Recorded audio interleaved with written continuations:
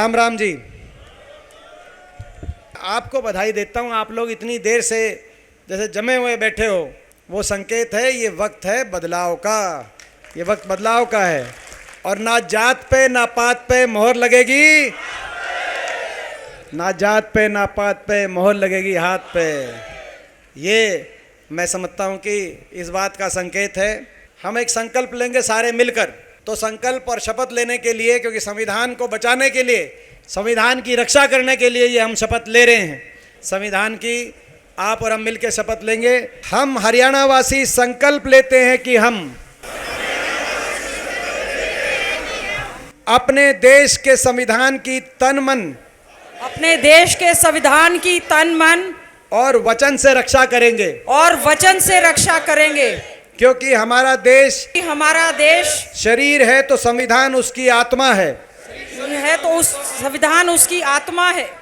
Doctor बाबा Saheb Bhimrao Ambedkar ji, doctor Baba Saheb Bhimrao Ambedkar ji और स्वतंत्रता सेनानियों ने अपने बलिदानों से यह संविधान बनाया है। जो राजनीतिक ताकतें इस संविधान को बदलने या खत्म करने का ऐलान कर रही हैं, उनका जवाब हम अपने वोट से देंगे। हम इस बार अपना वोट संविधान बचाने के लिए समर्पित करेंगे। जय हिंद, जय हिंद, जय हिंद, जय हिंद, जय भीम, जय भीम, जय राम जी की। जय राम जी। मैं आपको विश्वास दिलाना चाहता हूं, अभी सभी ने अपने हाथ खड़ा किया और कहा कि इस चुनाव में आप साथ देंगे। मैं आपको ये विश्वास दिलाना चाहता हूं, ये आपका आशीर्वाद खाली नहीं जाएगा। आपका आशीर्वाद हरियाणा में आपकी सरकार लेके आएगा और दिल्ली में भी आपके आशीर्वाद को पहचान मिलेगी। ये मैं आपको विश्वास दिलाता हूं। आज कहा डॉक्टर रघुवीर सिंह कादियान जी ने कि सारे देश की नज़र रोहतक पे है, इस लोकसभा सीट पे है। आज पूरे प्रदेश की नज़र इस लोकसभा सीट पे है। ये हॉट सीट हो गई है। प्रेस वाले लिखते हैं कि हॉट सीट है। हॉट यानी गरम, और मैं तो कभी सीढ़ा मानस हूँ भाई, मेरा तो गर्मी से कोई दूर दूर तक ताल्लुक नहीं। तो ये गरम क्यों हो गई, ये हॉट सीट क्यों मानी जा रही है, सबकी नज़र क्यों है? क्योंकि सबको पता है कि इसका नतीजा केवल एक सांसद बनाने का नतीजा नहीं होगा। रोहतक लोकसभा सीट का नतीजा, इसका नतीजा रोहतक लोकसभा सीट से जिस दिन आपके आशीर्वाद से जीत होगी, उसी दिन चंडीगढ़ में अगली सरकार की नींव रखने का काम इसका नतीजा करेगा रोहतक लोकसभा सीट से। इसीलिए सबकी नज़र है और सबके निशाने पे हम हैं। पिछली बार भी मैं सबके निशाने पे इसीलिए था। ये सीट पूरी भारतीय जनता पार्टी के निशाने पे इसलिए रही थी, पिछली और बाकी पार्टियों के भी, और इस बार भी कि मेरी इनसे व्यक्तिगत लड़ाई नहीं है किसी से, मगर ये निशाने पे इस सीट को इसलिए ले रहे हैं, मुझे इसलिए ले रहे हैं क्योंकि मैं ईमानदारी से आपकी लड़ाई लड़ता हूँ, मैं ईमानदारी से मेहनत करता हूँ, इनके आगे सर नहीं झुकाता। जहाँ ज़रूरत होती है वहाँ लड़ाई लड़ते हैं, संघर्ष करते हैं, ईमानदारी से काम किया है, ईमानदारी से परिश्रम किया है, तब किया है। और इसीलिए इनको पता है कि अगर रोक सको तो इसको रोकना जरूरी है। नहीं रुकेगा यहाँ से तो भाई जो है चंडीगढ़ के अंदर बदलाव लेके आएंगे। यहाँ से रोहतक ये सीट आई, ये इस बात को तो भाई ये बात समझ गए कि नहीं समझ गए, नहीं बताओ। पिछली बार थोड़ी सी वोटों से रह गए थे और चलो साजिश हुई, साम दाम दंड भेद का प्रयोग हुआ। जो लोकतंत्र का गला किस तरह से घोटा जाता है उसका नज़ारा तो खैर मैंने पिछली बार अपने लोकसभा क्षेत्र के चुनाव में 2019 में ही देख लिया था, लेकिन देशवासियों ने भी उसका नज़ारा चंडीगढ़ के मेयर के चुनाव में देशवासियों ने भी देख लिया होगा कि लोकतंत्र का कैसा ये लोग गला घोटते। तो उसके बाद जो अगला विधानसभा चुनाव आया 4 महीने के बाद, उसमें भी उतनी थोड़ी कसर रहेगी। समझ गए मैं क्या कह रहा हूँ ना? तो पिछली बार लोग बदलाव चाहते थे, पिछली बार ही दुखी थे। बीजेपी की सरकार को दोबारा से हरियाणा में मौका देना नहीं चाहते थे। नहीं तो आपको याद होगा पिछली बार नारा दिया था खट्टर साहब ने, बोला बीजेपी जाएगी 75 पार। लोगों ने उस नारे की हवा निकाल दी। 14 में से 12 मंत्री वापस विधानसभा के द्वार में नहीं पहुंचे। लोग इतने दुखी थे। एक मंत्री जहां जहां विधानसभा सीट पे जो थे वहां पर 75 पार के नारे के बावजूद उस मंत्री को कहा कि भाई ये कितना काम हुआ होगा आप अंदाजा लगाएं। लेकिन बीच में एक और नारा आया। दुष्यंत चौटाला की एक पार्टी बनी और उसने नारा दिया बीजेपी को करो जमुना पार। एक कहता था 75 पार, दूसरा कहता था इनको करो जमुना पार।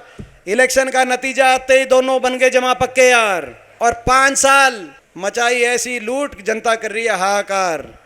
यही बात है कि नहीं? यह बात है। जनता को भूल गए, कहा कि 5100 की पेंशन का समझौता कर लिया हमने, गठबंधन हो गया। कैसा गठबंधन था? केवल प्रदेश को लूटने का काम किया, अपने भ्रष्टाचार की फाइलों को बंद करवाने का काम किया। डबल इंजन से, बीजेपी और जेजेपी के डबल इंजन से महकमे बांटकर प्रदेश की भोली वाली जनता को लूट के देश में भ्रष्टाचार में हरियाणा को सबसे कलंकित कराने का काम किया। कोई एक महीना नहीं था कि कोई ना कोई बड़ा घोटाला सामने ना आए। शराब के महकमे से कौन लूट गया, माइनिंग के महकमे से कौन लूट गया, एक्साइज के महकमे से कौन लूट गया, गुड़गांव में बैठ के कौन लूट रहा है, रोहतक में बैठ के कौन लूट रहा है। खैर उसका तो हम क्या बताएं, वो तो डॉक्टर अरविंद शर्मा जी ने पेरावर में कह दिया था कि रोहतक में 300 करोड़ अमृत योजना के बीजेपी के कौन से पूर्व मंत्री खा गए। वो नाम दे दिया था कि नहीं दे दिया था उन्होंने? तो इनकी जांच होनी चाहिए कि नहीं होनी चाहिए?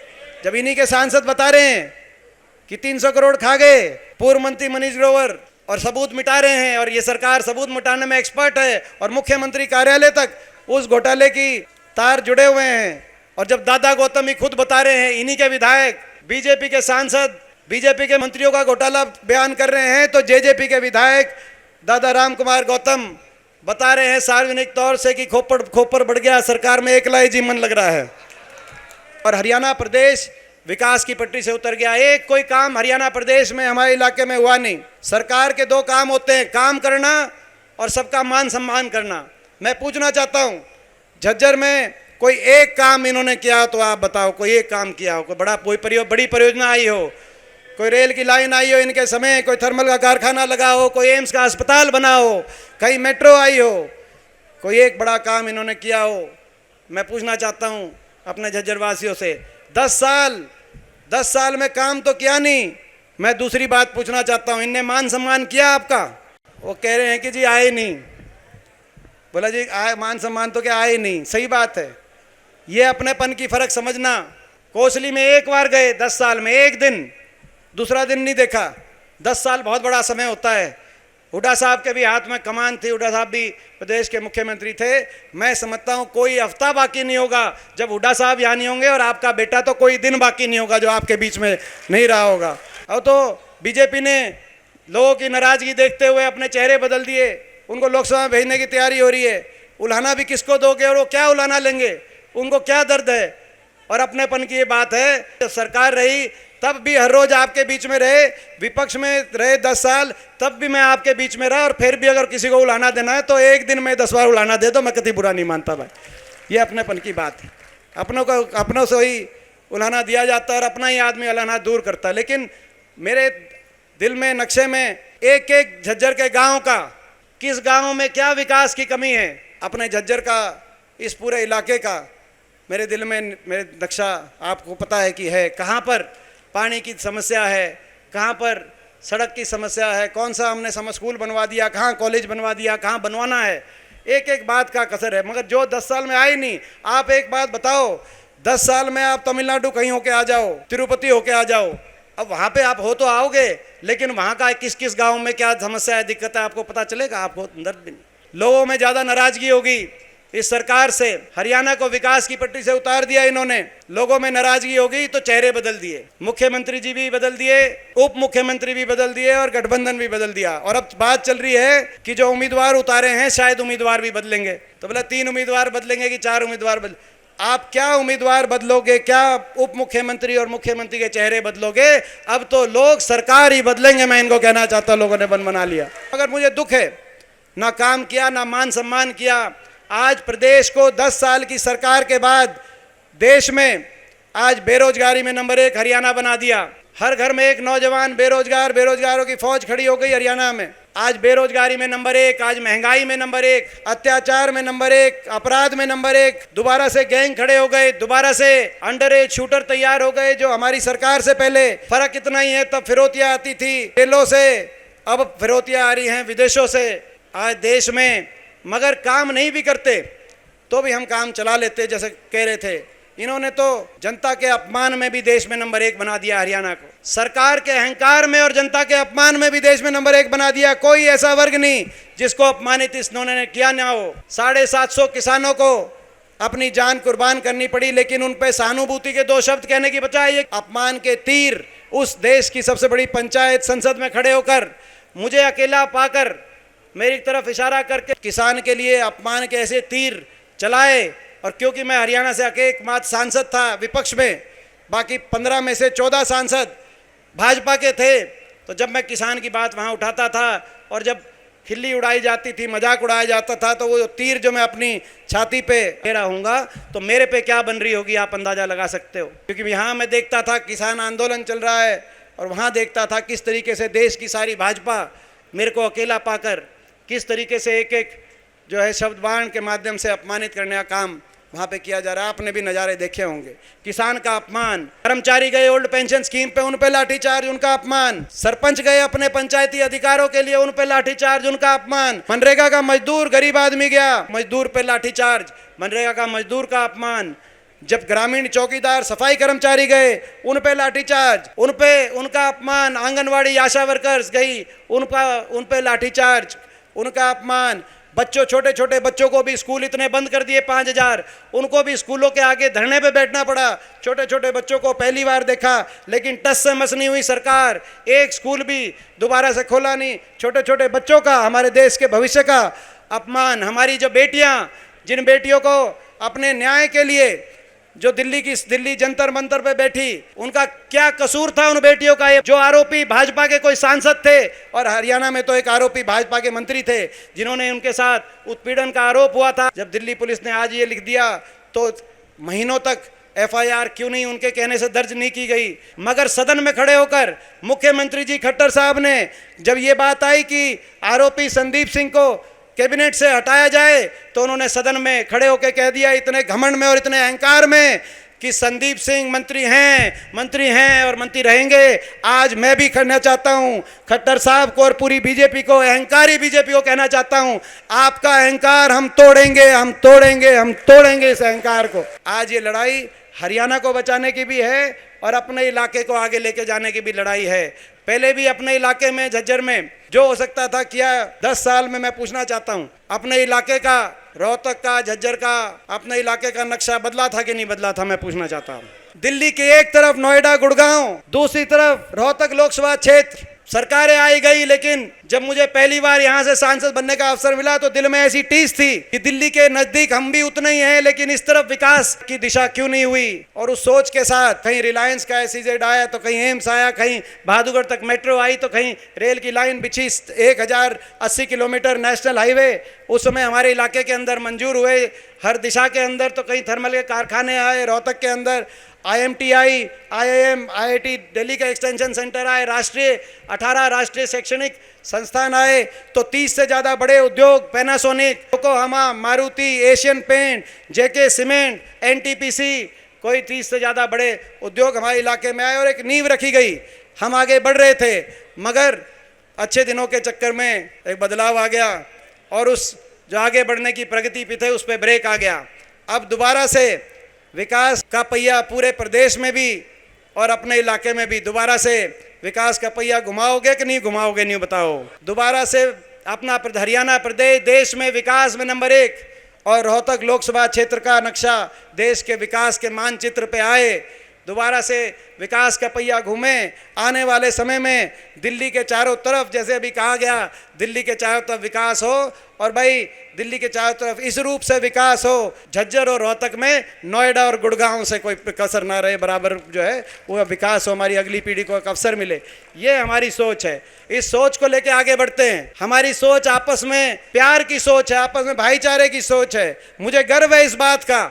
हमारी सरकार रही 10 साल, लेकिन 10 साल उस सरकार में भाजपा ने और बाकी विपक्ष ने तरह तरह की हमारे लिए बात तो कही, लेकिन आपस के भाईचारे में कटुता पैदा करने वाला कभी उन 10 वर्ष के अंदर समय नहीं आया। ये चुनाव ऐसा चुनाव है जो आपको और हमको मिलकर लड़ना है, क्योंकि इनके पास बहुत साधन हैं। पूरे देश में क्या भ्रष्टाचार का खेल चल रहा है। नारा था इनका, काला धन लाएंगे, सबके बाटे 15 लाख आएंगे। नारा था कि नहीं था? काला धन तो नहीं आया, नारा बदल गया। जिन पे CBI ED के मुकदमे, काले धन की संपत्ति के मुकदमे हुए, वो सारे बीजेपी ज्वाइन हो गए। नारा बदल गया, नारा दूसरा हो गया। काला धन नहीं लाएंगे, काले धन वालों को बीजेपी ज्वाइन कराएंगे। ऐसा भ्रष्टाचार खुला भ्रष्टाचार हमने देखा नहीं। आज मैं समझता हूं कि मौका है, हम सबको प्रदेश को आगे लेके जाने का मौका, और हमारा संकल्प है 1 नवंबर, आज से 4-5 महीने के बाद, 1 नवंबर से पहले सरकार का गठन होगा हरियाणा में, नई सरकार बनेगी, आपकी सरकार बनेगी, और सरकार बनते ही पहली कलम से देश में सर्वाधिक 6,000 बुढ़ापा पेंशन करने का हम काम करेंगे। जिस दिन आपकी सरकार बनेगी, महंगाई से राहत देने के लिए 300 यूनिट बिजली, हर बिजली उपभोक्ता को 300 यूनिट बिजली फ्री दिलवाने का हम काम करेंगे, हमारा संकल्प। कर्मचारियों को ओल्ड पेंशन स्कीम और किसान को एमएसपी गारंटी दिलवाने का काम करेंगे। 2.5 लाख पद जो समाप्त हो गए, 2.5 लाख पद हरियाणा के अंदर पक्की भर्ती, तुरंत 1 नवंबर जब सरकार आपकी बनेगी तो पक्की भर्ती के हिसाब से आगे चलने का काम करेंगे। और भाई देखो, मैं एक बात बताऊं, अधिकारियों को भी पता चल चुका है कि सरकार बदल रही है हरियाणा में, पूरे प्रदेश में बात जा चुकी है, हर अधिकारी को पता है। मैं आपको बताना चाहता हूं, जिस दिन आपका लोकसभा का नतीजा आएगा, ये जो डॉक्टर साहब कह रहे हैं ना मेट्रो, कि मेट्रो इस दिशा में बहादुरगढ़ की आगे जाएगी, इस दिशा में आएगी, तो भाई ये आप देखना, लोकसभा का नतीजा आते ही ये अधिकारी नक्शे तैयार करना शुरू कर देंगे, और जिस दिन आपकी सरकार आएगी उस दिन आ जाएंगे जी, तारीख बताओ मेट्रो का पत्थर कब रखवाओ। इनको भी पता है कि हमारा एजेंडा क्या है, इनका भी एजेंडा पता है कि इनने तो काम करना नहीं, लेकिन लोगों में को आपस में उलझाकर और किसी का भला नहीं करना, इनको हमारा और आपका एजेंडा भी पता है। 1 नवंबर से हमारी माताएं बहनें, 1 नवंबर से 500 रुपये का सिलेंडर आपको जो है, जो आने वाले समय में 1 नवंबर से हरियाणा के अंदर। और भाई सरपंचों ने भी नहीं रहने देंगे, और बहन जी कह रही है ओपीएस, तो भाई कर्मचारियों के ओपीएस को भी नहीं रहने देंगे, किसी वर्ग के जो हमने सारे संकल्प किए। और मैं बताऊं, हाँ 100 गज के प्लॉट को रहने देंगे भाई, और 3.5 लाख की सहायता से 2 कमरे का जो मकान बनाना है, सारे एससी वर्ग के हमारे भाई हैं, बीसीए वर्ग के हमारे परिवार हैं, बीपीएल के हमारे परिवार हैं, 100 गज के प्लॉट और 3.5 लाख की सहायता से, सरकार की सहायता से मकान की किस्त हम दिलवाने का काम करेंगे। 100 बात की एक बात, हर वर्ग के लिए भला करेंगे। बाकी भाई देखो, आपको एक बात पता होनी चाहिए कि कोई सा अगर कोई छूट भी गया ना, तो आपका इतना जोर है मुझ पे कि आप कलम छीन के भी करा दोगे, तो आपको पता है मेरा तो कलम लेके आप करा सकते हो। इस बार जब सरकार रहेगी तो झज्जर के विकास के लिए और झज्जर को आगे लेके जाने के लिए भाई मैं कहना चाहता हूँ, कोई कसर बाकी नहीं छोड़ेंगे। ये जो है ना, बिल्कुल जो है एक बात, तो ये एक मौका है, इसमें आप सब लगो। आज से ही इलेक्शन, आज से हम इलेक्शन का बाबा साहब भीमराव अंबेडकर जी की जयंती के इस पावन अवसर पे जय भीम के उद्घोष के साथ, जय हिंद और जय राम जी के उद्घोष के साथ आज से ही हम इलेक्शन का बिगुल फूंकते हैं। और वो नारा, जिस नारे को मैंने संसद में आखिरी दिन प्रधानमंत्री जी और गृह मंत्री जी की मौजूदगी में सदन में लिया था, जय जवान, जय किसान, जय नौजवान, जय पहलवान और जय संविधान, उस नारे के साथ आज से उतर पड़ो चुनाव में, और ये इलेक्शन आपका है। आपका बहुत बहुत धन्यवाद। जय हिंद, जय राम जी की, जय झज्जर की।